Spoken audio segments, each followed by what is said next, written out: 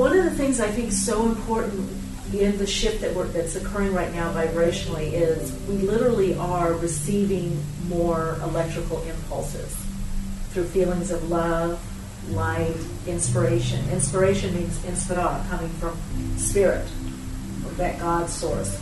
So you will feel more activated, like you want to do more. You've really got to learn how to balance it within yourself, because it's not necessarily that the energy is going to stop. Even though there's start-stops perhaps externally with projects or connecting with people, there's a lot of external start-stops, but you are going to find more and more that you are feeling really energized or energetic. So you're going to have to pick and choose, where do you want to apply this energy, or how do you want to apply this energy. So it's not necessarily, some of you may even find like you might be feeling tired, but yet the mind is still receiving so much, or you feel things are brighter. How many have been feeling that? Like the world seems brighter, your clothes seem brighter, people seem brighter. Part of that's happening because we're vibrating at a much quicker pace. Everything is movement. Everything is vibration. Nothing in the universe is at complete rest. So the vibrational frequency that we were operating at before was much slower. It was much denser. Now it's a faster vibrational frequency, which means we're receiving more, we're downloading more. Now, it may look on the outside like, well, what am I receiving? I'm not receiving that much, but it's energetically.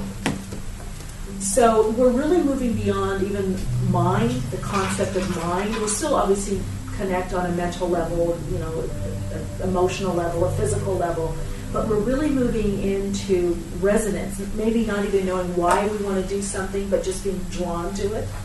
So one thing I would suggest is follow the subtle energy. Someone was saying earlier that they did O-ring testing, how to test if something is resonating for you or is good for you. If something is good for your body or good for you physically or good for you to ingest. It's best right now, as much as possible, to not focus on old beliefs or ideas of what's healthy for you or what's good food or good people, bad people, that whole, it's best to go by trusting the subtle energy. What are you being drawn towards?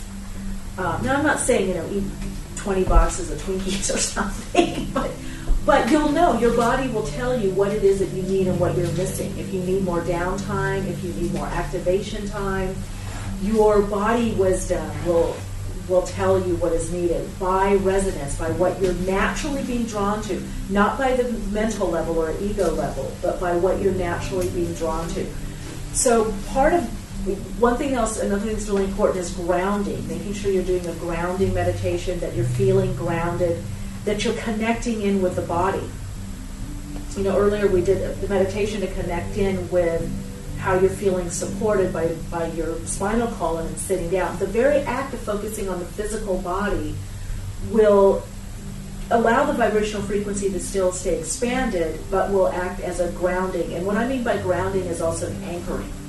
Because probably you're all recognizing that you might be feeling like you're living up here. Because so much is happening, and we're so much in the spiritual essence.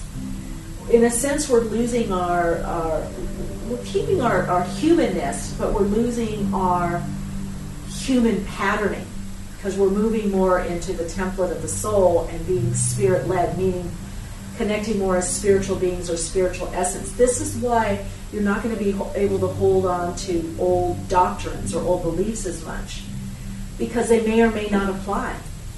Your body might shift, you might go through some type of quantum leap, and what you were doing before is no longer life-enhancing or resonating. It could actually be holding you back. So it's a constant contemplation on this, so that you are, number one, having the spiritual tools and the support and doing good inner work or clearing so you're emotionally clear, so that you're not fooling yourself. Because sometimes I've been there myself. We can say, I know I'm supposed to do this or that, but you're really not. But if you do enough of the clearing and then you ask and wait to see where you naturally drawn to, what's naturally opening, where are the openings for you. If you act in that manner, then you're getting out of the ego. You're getting out of the personality, and you're going the personality begins the soul alignment, to be that seamless alignment with the soul.